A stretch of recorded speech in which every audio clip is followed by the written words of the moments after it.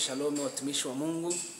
Naitwa Evangelist Alex Patrick.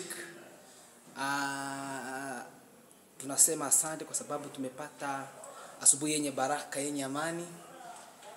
Sio mapenzi yetu kuiona asubuhi njema, kwa sababu kuna wengine hawajapata asubuhi njema kama hii.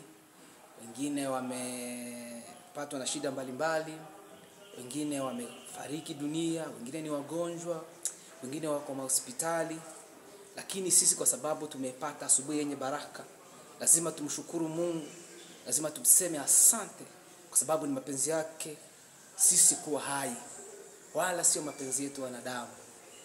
Ingawaje wanadamu tunaweza tukajipiga kifua tukasema siku hizi acha tukule raha, tushindwe hata kumshukuru Mungu. Lakini tujue kwamba ni mapenzi ya Mungu, ndio maana tunaamka, ndio maana tunatembea, ndio maana tunaongea, ndio maana tunakula, ndio maana tunafanya kila kitu.